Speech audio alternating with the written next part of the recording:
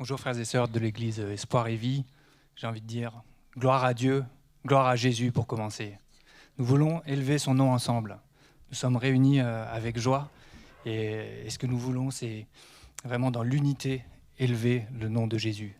Pourquoi ? Parce qu'il nous a sauvés et parce qu'il veut sauver des multitudes. Il veut que l'Église soit un phare. Il veut que les personnes puissent être restaurées à son contact. Et nous voulons être ses ambassadeurs. Il sauve avec puissance. Alors pour ceux qui sont présents dans la salle, je vous invite à vous lever. Et chez vous, vous êtes libres de louer le Seigneur comme vous le souhaitez. Alléluia.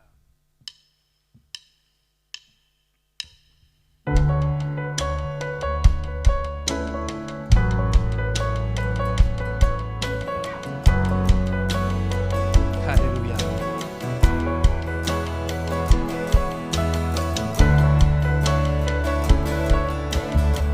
Nous proclamons que tous ont besoin d'être aimés. Alléluia.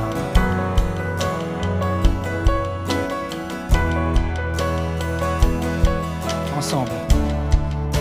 Tous ont besoin d'être aimés, d'un amour sans limite. Que ta grâce coule en moi. Tous ont besoin de pardon, de la bonté d'un sauveur. L'espoir des nations. Nous chantons le nom de Jésus ce matin. Il est notre sauveur, sauveur. Il déplace les montagnes. Mon Dieu sauve avec puissance. Il sauve avec puissance. Pour toujours, créateur du salut. Jésus a vaincu la mort. Il a vaincu la mort. Nous le proclamons ce matin.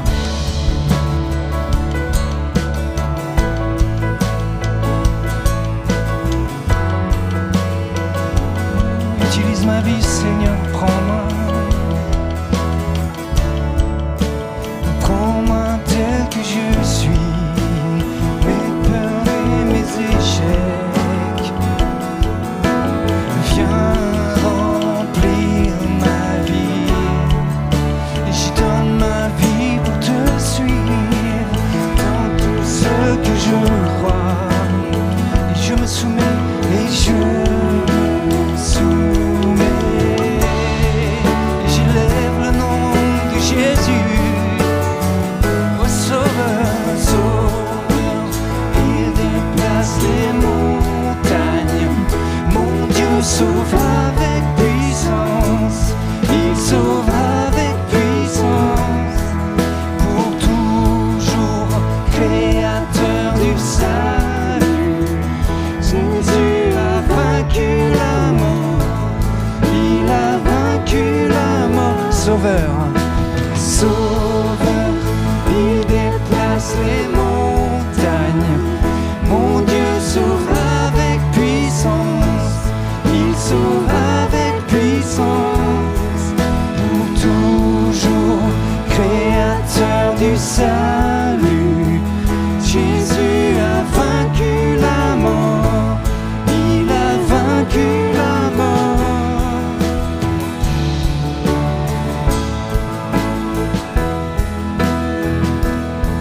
Resplendis, Seigneur, que le monde voit. Resplendis pour que le monde voit.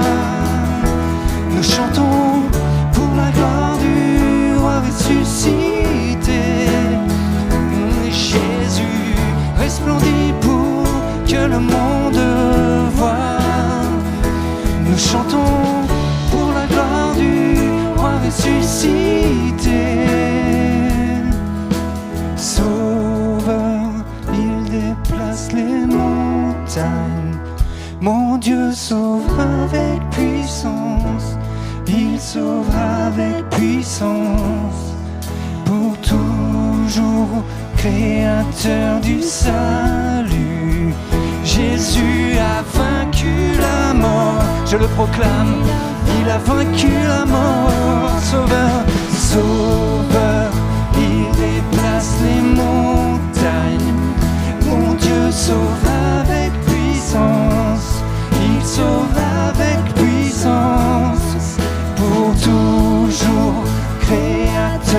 du salut. Jésus a vaincu la mort, il a vaincu la mort. Resplendit, resplendit pour que le monde voie. Nous chantons pour la gloire du roi ressuscité. Jésus resplendit pour que le monde voie. Nous chantons pour la gloire du roi ressuscité. Une dernière fois, Sauveur, Sauveur, il déplace les montagnes. Mon Dieu sauve avec puissance, il sauve avec puissance. Pour toujours, créateur du salut, Jésus a vaincu la mort, il a vaincu la mort. Alléluia. Jésus est pour nous, pas contre nous. Alléluia. Et si lui est avec nous, alors nous n'avons rien à craindre. Et nous savons que le roi des cieux, son règne vient. Et nous voulons être des siens quand il va venir nous chercher. Amen.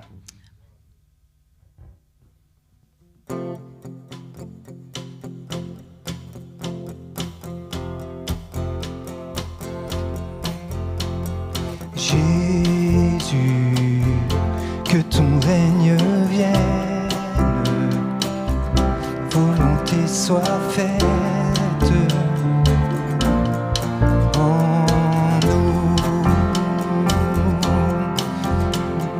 Jésus, Nul n'est comparable. nul n'est comparable, Sauveur admirable,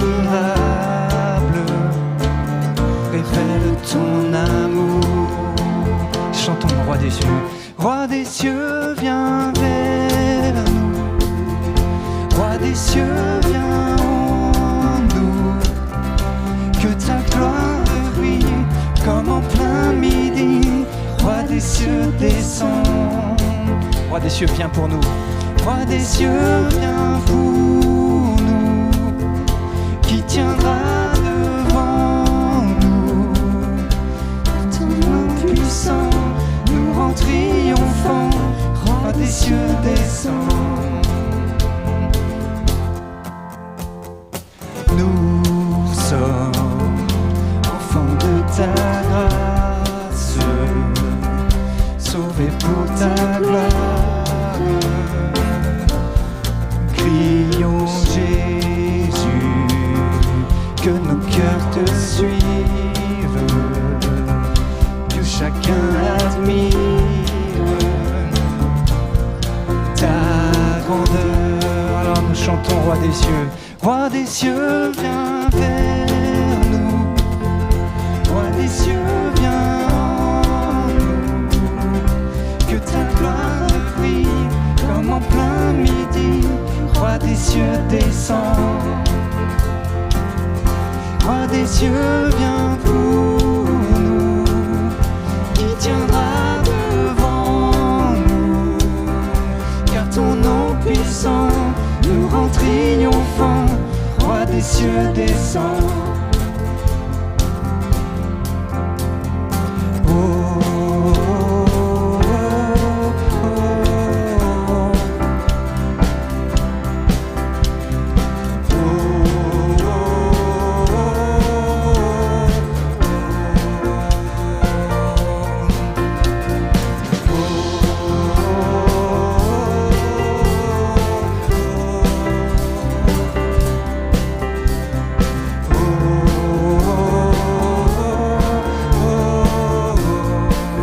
Roi des cieux, descends.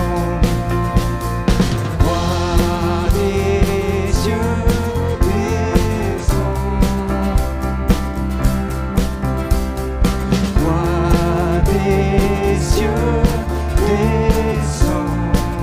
Il va venir nous chercher. Roi des cieux, descends.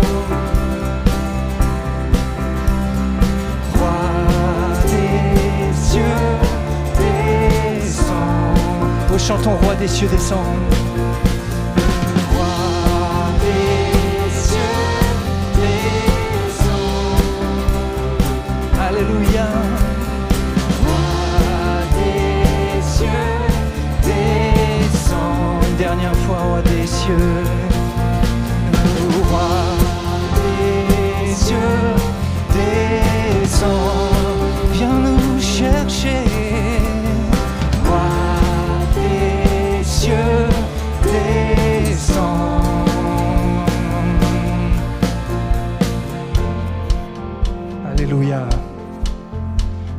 cieux, descends, viens nous chercher, Seigneur. Gloire à ton nom, Seigneur. Nous élevons le nom de Jésus. Alléluia.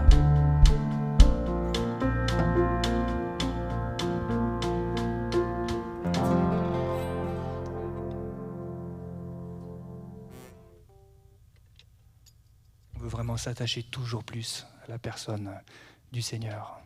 Et nous venons chanter, Roi des cieux, descends. Il vient nous chercher, nous savons que nous avons une éternité à passer avec notre Dieu. Alléluia. Alors nous voulons nous abandonner complètement entre ses mains.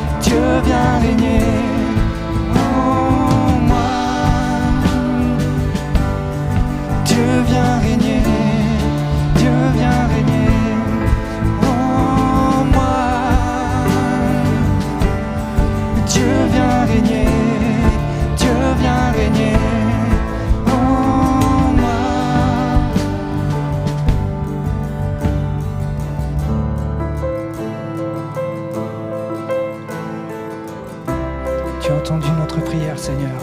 Oui, prends tout. Oui, prends tout, Seigneur. Nous voulons t'abandonner nos vies, Seigneur.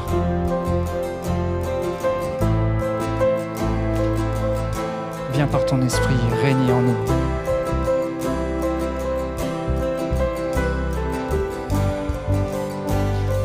On prend ce refrain, oui, prends tout, Seigneur.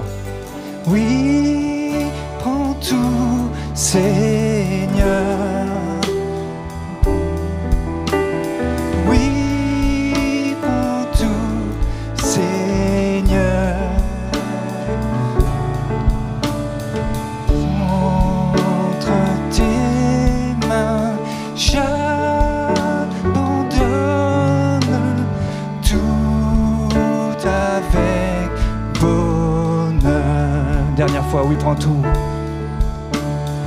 Oui, prends tout, Seigneur. Oui, prends tout, Seigneur. Entre tes mains, j'abandonne tout avec bonheur. Alléluia, gloire à Jésus. Nous voulons élever le nom de Jésus. Nous voulons tout lui remettre. Nous voulons écouter sa parole et la mettre en pratique. Gloire au nom de Jésus qui a été élevé ce matin dans ce lieu et dans vos foyers. Alléluia. Amen.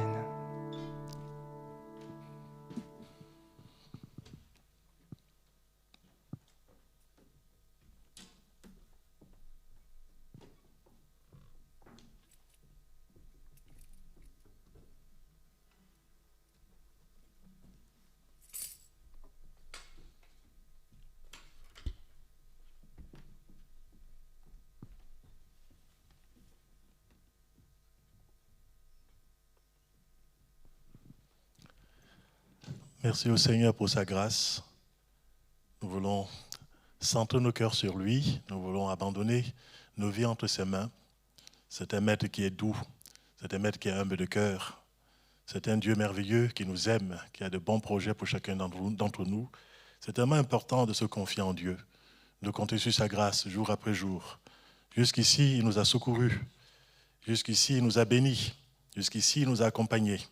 Nous pourrons être sûrs qu'en fixant nos regards sur lui, nous ne serons jamais dans la confusion, nous ne serons jamais dans la honte, nous ne serons jamais déstabilisés au-delà de ce qui est nécessaire. Le Seigneur est là pour nous rassurer, y compris dans le jour qui est mauvais. Que son nom soit béni. Je propose que nous puissions faire ensemble une lecture dans le second livre des Chroniques. C'est une lecture relativement longue, mais nous aimons lire la Bible dans les églises. Nous ne voulons pas laisser la place au texte biblique, c'est très important et c'est lui, par la suite, que nous essayons de pouvoir expliquer. 2 Chroniques, chapitre 20, on va lire à partir du verset 1er et cela jusqu'au verset 19. Après cela, les fils de Moab et les fils d'Ammon, et avec eux des Maonites, marchaient contre Josaphat pour lui faire la guerre. On vint en informer Josaphat en disant « Une multitude nombreuse s'avance contre toi depuis l'autre côté de la mer, depuis la Syrie, et ils sont à Hatsasson-Tanar, qui est à En-Gedi. » Dans sa frayeur, Josaphat se disposa à chercher l'Éternel, et il publia un jeûne pour tout Juda. Juda s'assembla pour invoquer l'Éternel, et l'on vint de toutes les villes de Juda pour chercher l'Éternel. Josaphat se présenta au milieu de l'assemblée de Juda et de Jérusalem, dans la maison de l'Éternel, devant le nouveau parvis.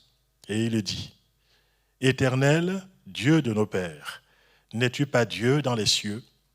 Et n'est-ce pas toi qui domines sur tous les royaumes des nations? N'est-ce pas toi qui as en main la force et la puissance et à qui nul ne peut résister? N'est-ce pas toi, ô notre Dieu, qui as chassé les habitants de ce pays devant ton peuple d'Israël et qui l'a donné pour toujours à la postérité d'Abraham qui t'aimait? Ils l'ont habité. Ils t'y ont bâti un sanctuaire pour ton nom en disant, s'il nous survient quelque calamité, l'épée, le jugement, la peste ou la famine, nous nous présenterons devant cette maison et devant toi, car ton nom est dans cette maison. Nous crierons à toi du sein de notre détresse, et tu nous exauceras et tu sauveras.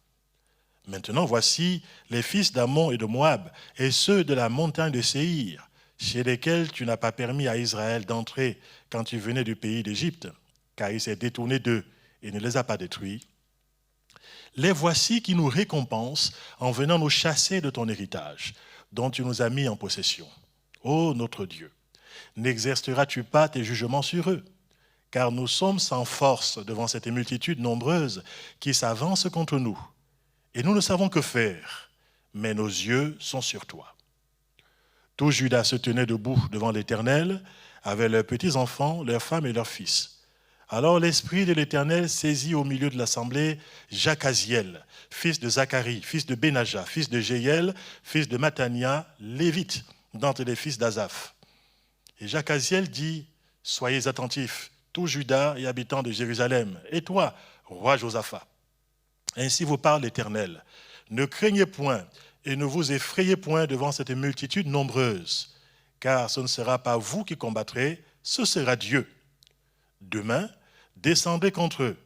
Ils vont monter par la colline de Titz, et vous les trouverez à l'extrémité de la vallée, en face du désert de Jéruel. Vous n'aurez point à combattre en cette affaire. Présentez-vous, tenez-vous là, et vous verrez la délivrance que l'Éternel vous accordera. Juda et Jérusalem, ne craignez point et ne vous effrayez point. Demain, sortez à leur rencontre, et l'Éternel sera avec vous. Josaphat s'inclina le visage contre terre, et tout Juda et les habitants de Jérusalem tombèrent devant l'Éternel pour se prosterner en sa présence. Les Lévites, dans les fils des Kéatites et dans les fils des Coréites, se levèrent pour célébrer d'une voix forte et haute l'Éternel, le Dieu d'Israël. J'ai choisi d'intituler ce message de ce matin avec un titre un peu énigmatique.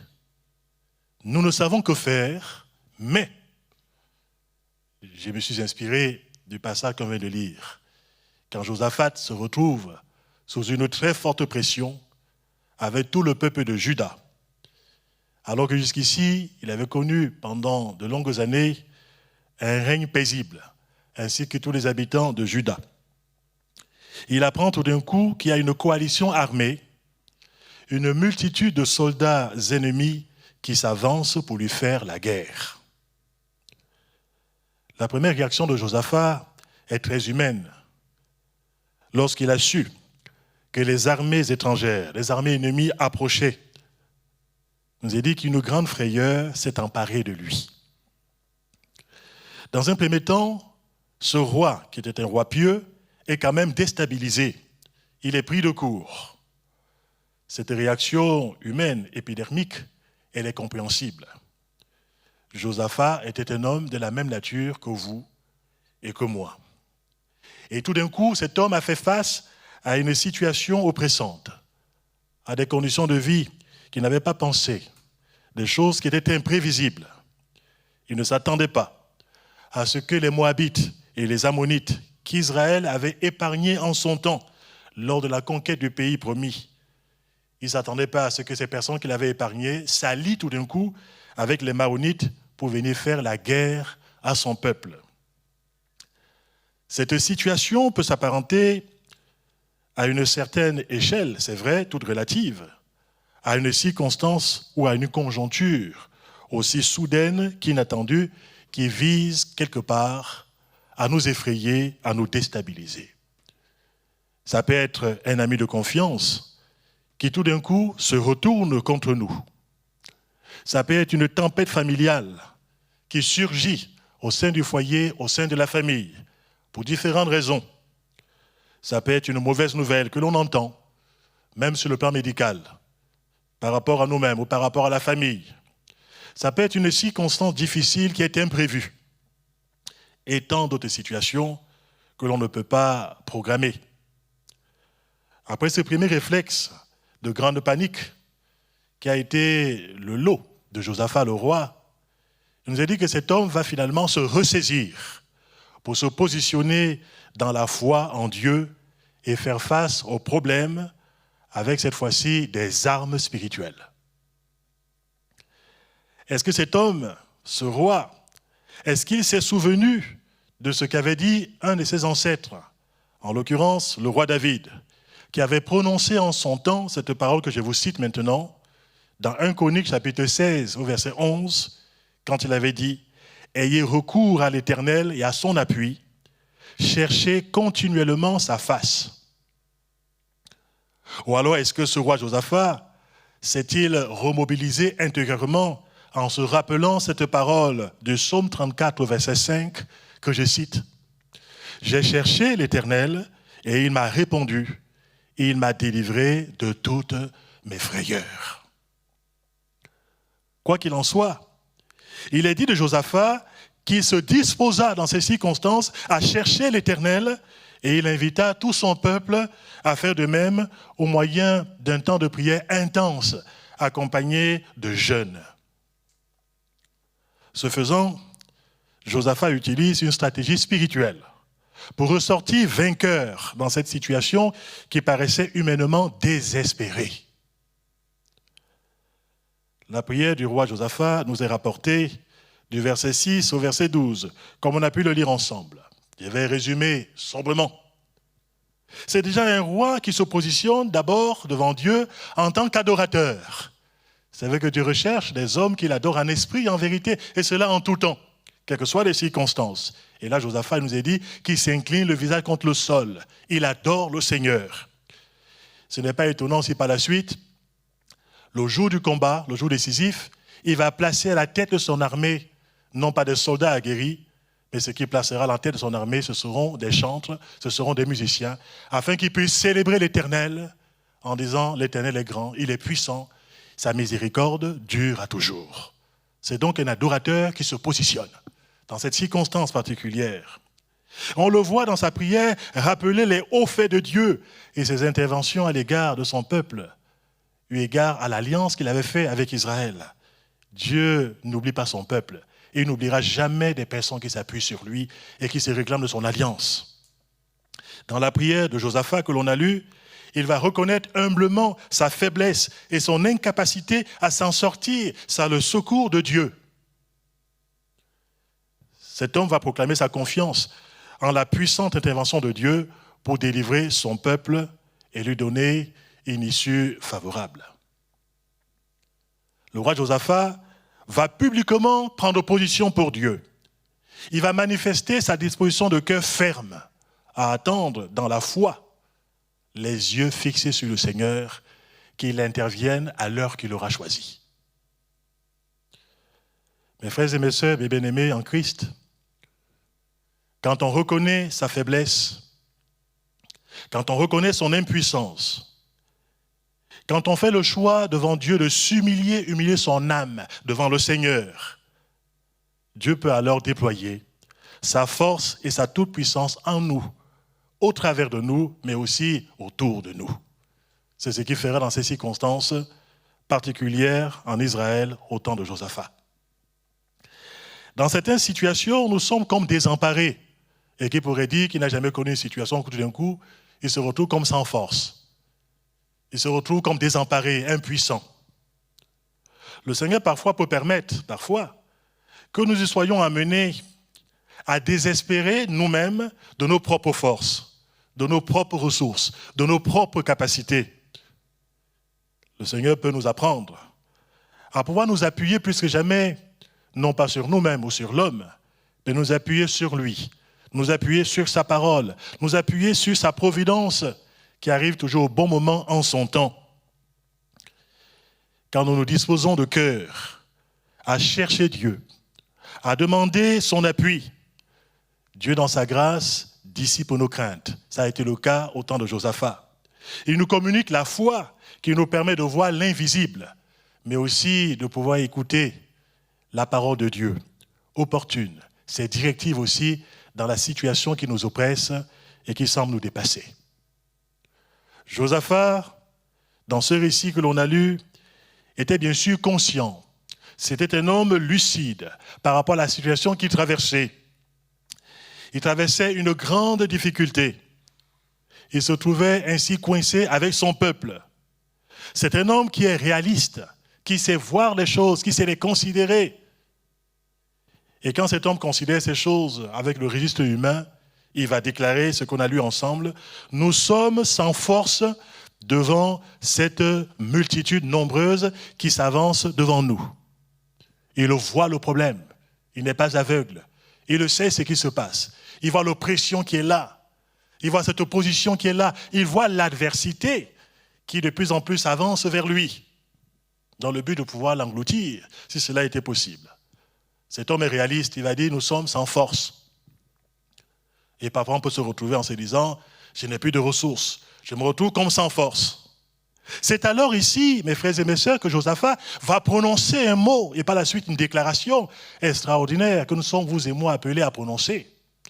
Quelles que soient nos impasses, quelles que soient les situations par lesquelles on peut parfois se sentir comme déstabilisé.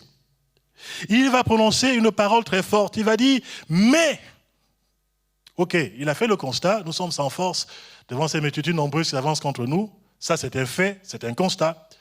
Et regardez la suite. Mais nos yeux sont sur toi. Il s'adresse au Seigneur.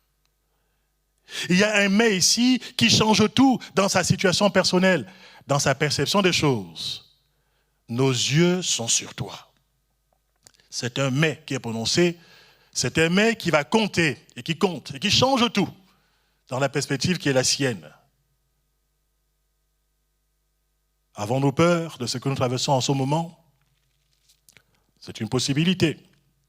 Redoutons-nous l'avenir et tant d'autres choses imprévisibles qui pourraient survenir dans notre vie ou autour de nous? Nous devons, comme Josaphat, être lucides sur notre situation, sur notre condition, sur nos circonstances, être réalistes et après avoir fait le constat sur le plan humain, être capable dans la foi de prononcer un mais qui change tout. Un mais qui est dirigé, centré sur Dieu. J'élève les yeux vers les montagnes. D'où me viendra le secours? Dans le psaume 121, le secours me vient de l'Éternel qui a fait les cieux et la terre. Fixez ses regards sur le Dieu inébranlable. Fixez ses regards sur le Dieu du miracle, sur le Dieu de l'impossible, notre Père qui est aux cieux, qui a fait les cieux et la terre. En grammaire, le petit mot « mais » occupe une place importante dans la catégorie des conjonctions de coordination. Parmi ces mots de liaison, que vous connaissez sans doute, le « mais » joue un rôle paradoxal, car tout en reliant deux pensées, il a le pouvoir de les opposer. Au lieu de penser, mais il les oppose. Dans la bouche de Josaphat, il ne s'agit pas ici d'un mais qui est négatif, d'un mais qui est pessimiste, mais il s'agit pour lui ici d'un mais de confiance en Dieu, un mais de la foi, malgré tout et envers et contre tout, même si on a déjà tout bien considéré sur le plan rationnel. Il y a un mais qui est prononcé, cette fois-ci à la louange et à la gloire de notre Dieu. Nous trouvons parfois dans les Saintes Écritures ce mot mais. Un mais prononcé parfois de façon antithétique, dans des contextes particuliers, associé à une position de victoire sur le plan spirituel. Je me contente de pouvoir citer quelques exemples de ce mais prononcé dans certaines situations. Un mais qui compte, un mais qui change tout. Dans l'histoire de la vie de Joseph, détaillée dans le livre de la Genèse, un des fils de Jacob, des siècles plus tard, Étienne, le premier martyr de l'Église, va résumer sa biographie dans les Actes des Apôtres, au chapitre 7, du verset 9 au verset 10. Regardez ce qu'il va dire. Les patriarches, jaloux de Joseph, le vendirent pour être emmenés en Égypte. Ça, c'est un fait. Mais Dieu fut avec lui et le délivra de toutes ses tribulations. Il lui donna la sagesse et lui fit trouver grâce devant Pharaon, roi d'Égypte, qu'il établit gouverneur d'Égypte et de toute sa maison. La situation de Joseph était une situation peu enviable, une situation difficile, une situation injuste, une situation traumatisante. Mais il y aura un mot qui va venir éclairer la destinée de ce jeune homme. Mais, suivi d'une déclaration très forte, Dieu fut avec lui. C'est le mot qui nous trace un chemin de bénédiction et de victoire devant les murs de l'incompréhension, les murs de l'adversité. Ce mot « mais » fait toute la différence au milieu de nos impasses. C'est vrai. Et dans la vie de chaque disciple du Christ, de chaque serviteur de Dieu, il y a eu un jour un « mais » qui a été prononcé, parfois de la part de notre Dieu lui-même. Un « mais » qui à un moment donné a fait toute la différence.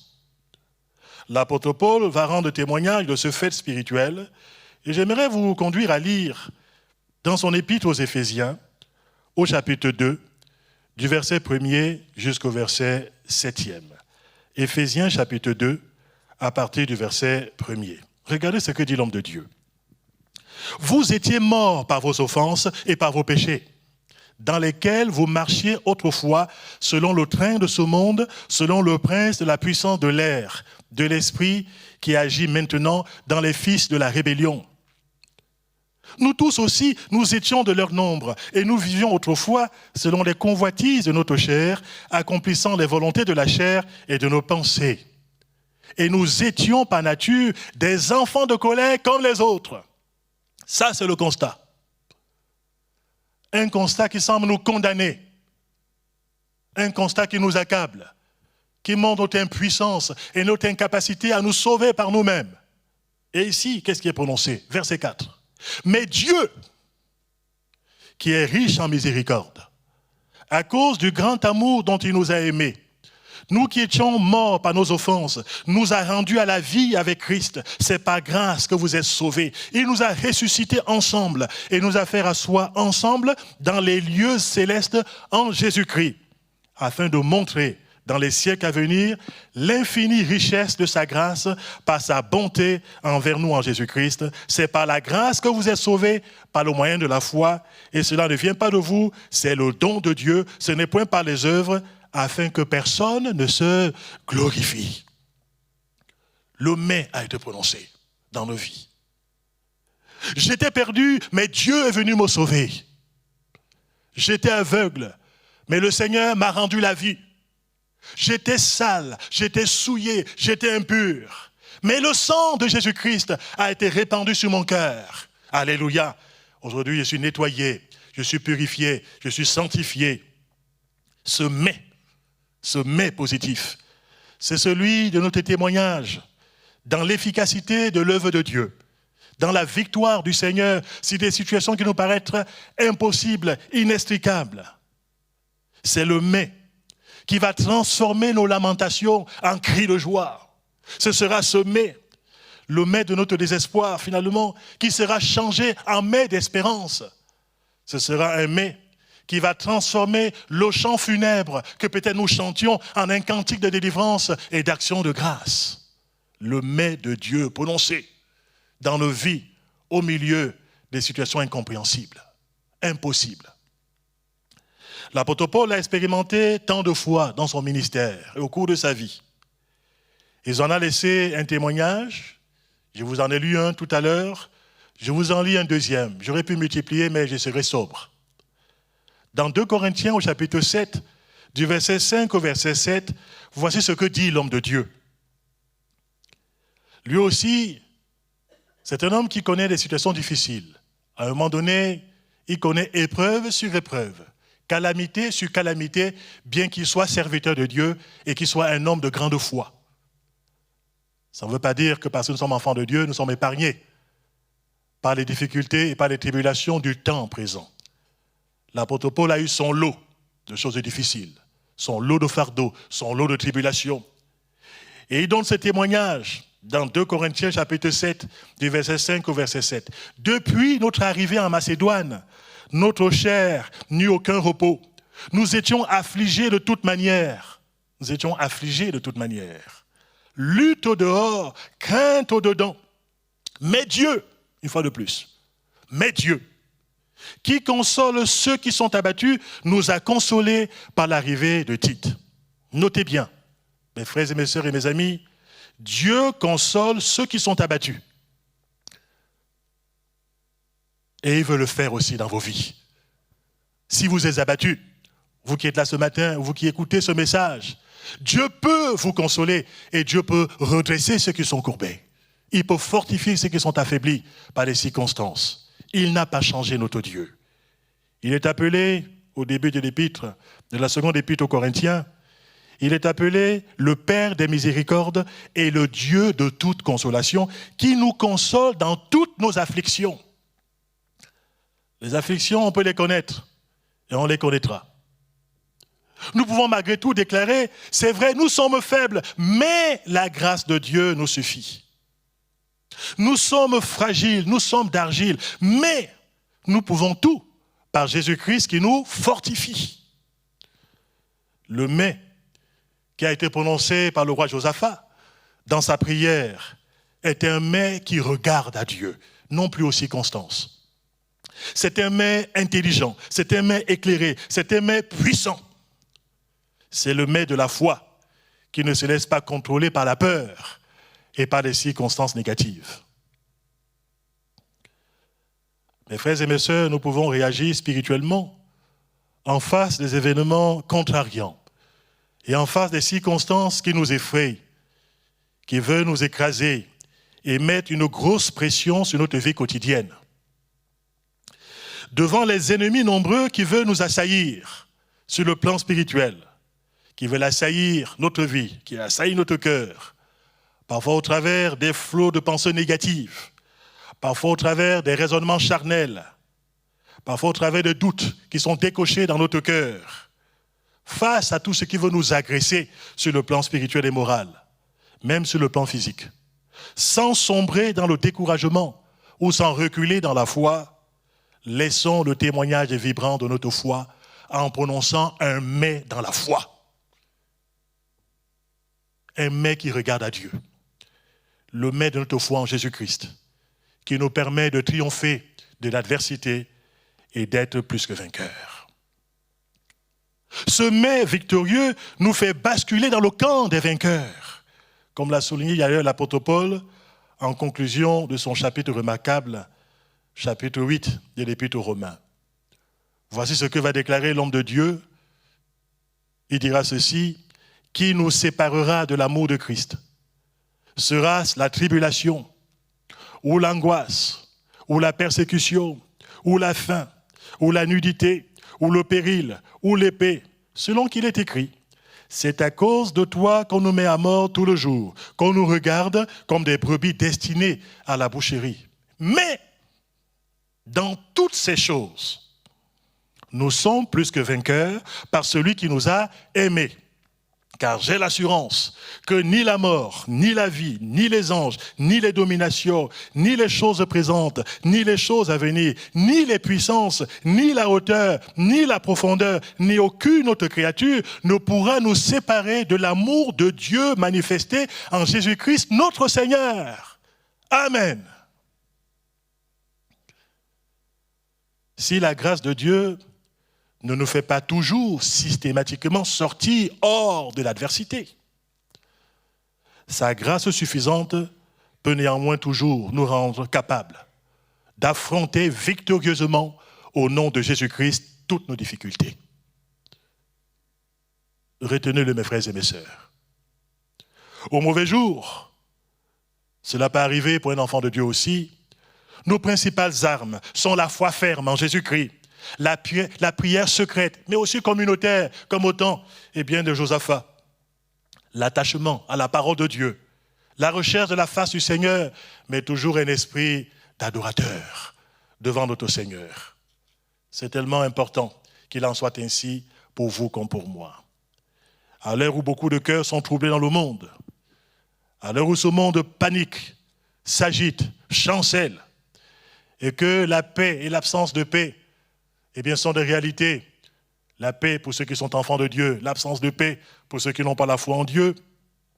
La meilleure réponse du chrétien, la meilleure réponse de l'Église de Jésus-Christ ici-bas sur terre, dans ce temps où la terre est bouleversée, dans ce temps où parfois nos conditions de vie peuvent être bouleversées, Dans ce temps où on traverse une épreuve qui peut parfois nous bouleverser à titre individuel, la meilleure réponse, ce sera une attitude de foi ferme, les yeux fixés sur le Dieu inébranlable et sur son Fils Jésus-Christ dont il nous est dit, dans Hébreux chapitre 13 au verset 8, qu'il est le même hier, aujourd'hui et éternellement. Dans le contexte du royaume de Juda et de son roi Josaphat, Dieu est intervenu miraculeusement en faveur de son peuple. Il a contrecarré les plans de l'ennemi de son peuple. Il a renversé les desseins qui étaient fomentés contre ceux qui s'appuyaient sur Dieu. Dieu a changé, littéralement, la vallée de Baca, qui signifie vallée des pleurs, la vallée du chagrin, la vallée des larmes, la vallée de l'épreuve. Dieu a changé cette vallée, littéralement, dans ce qu'on va constater dans ce récit qu'on en a lu ensemble, en la vallée de Beraka. Il y a quelque chose qui change. Ce n'est plus la vallée de Baca, c'est la vallée de Beraka. La vallée de Beraka qui signifie la vallée de la bénédiction de Dieu. C'est important et cela est souligné dans la parole du Seigneur. J'aimerais que nous puissions le lire ensemble. Ce sera aussi des éléments de conclusion par rapport à ce message que Dieu a mis sur notre cœur. 2 Chroniques au chapitre 20. Lisons ensemble du verset 26 jusqu'au verset 28. Entre-temps, Dieu est intervenu. Entre-temps, Dieu a déployé sa puissance. Dieu a placé une embuscade au milieu des ennemis du peuple de Dieu. Et Dieu a apporté une victoire retentissante. Ce que Dieu avait dit, Dieu l'a prouvé. Il avait dit, présentez-vous seulement, ce ne sera pas à vous de combattre. C'est moi-même l'Éternel qui allait combattre à votre place. C'est ce qui s'est passé. Il devait se tenir dans la foi. Il devait s'attendre à Dieu, à une intervention surnaturelle de Dieu. Et c'est ce que Dieu a fait. Et après, il nous est dit, au verset 26, de 2 Chroniques, chapitre 20, le 4e jour, ils s'assemblèrent dans la vallée de Beraka, où ils bénirent l'Éternel. C'est pourquoi ils appelèrent ce lieu vallée de Beraka. C'est la chance de la vallée de Baca. C'est la vallée de Beraka, nom qui lui est resté jusqu'à ce jour. Tous les hommes de Juda et de Jérusalem, ayant à leur tête Josaphat, partirent joyeux pour retourner à Jérusalem, car l'Éternel les avait remplis de joie en les délivrant de leurs ennemis. Ils entrèrent à Jérusalem et dans la maison de l'Éternel au son des luttes, des harpes et des trompettes. Béni soit le nom de notre Seigneur. Mes frères et mes sœurs, mes amis, Dieu peut intervenir miraculeusement dans notre vie et transformer également notre vallée de Baca en une vallée de Beraka. Cela pour la louange et la gloire de son nom. J'aimerais que nous puissions courber nos cœurs devant le Seigneur et que nous puissions le bénir ensemble. Seigneur, je veux te remercier pour ta parole. Je veux te remercier, Seigneur mon Dieu, pour l'Esprit Saint qu'il a inspiré et qui nous aide aujourd'hui à mieux comprendre, à pouvoir rentrer ainsi dans les desseins de Dieu, à pouvoir apporter ta parole aussi à ton peuple, afin qu'il soit nourri de ta parole, fortifié dans son cœur, quelles que soient les périodes, quelles que soient les saisons par lesquelles il peut passer, Seigneur. Tu connais la vie secrète des uns et des autres. Tu connais aussi le quotidien de ton peuple. Je veux te remercier pour cette parole qui fortifie la foi de chacun d'entre nous. Cette parole qui est là pour nous rebooster intérieurement, pour nous recentrer sur la personne de notre Dieu. Cette parole qui nous permet aussi, comme Josaphat, de pouvoir prononcer un mais puissant, un mais de foi au milieu de nos impossibilités. Dieu est avec nous. Et si tu es avec nous, Seigneur, qui sera contre nous? Nous te remercions et nous te louons, Seigneur, mon Dieu, parce que quand nous t'avons invoqué, quand nous attendons à toi, tu es celui qui nous exauce, même au-delà de ce que nous pouvons imaginer et ce que nous pouvons penser. Tu es ce Dieu qui fait chaque chose belle en ton temps, qui tient nos vies dans le creux de ta main et qui décide même des combats. Que ton nom, Seigneur, soit béni. Nous voulons nous attendre à toi plus que jamais. Et nous ne voulons pas rester déstabilisés, mais nous voulons rester motivés, mon Dieu, vers l'essentiel, les yeux fixés sur ta personne. Qu'il en soit toujours ainsi, maintenant et dans la suite de nos vies, cela pour la louange et la gloire de ton nom, au nom de ton Fils Jésus-Christ. Amen. Amen.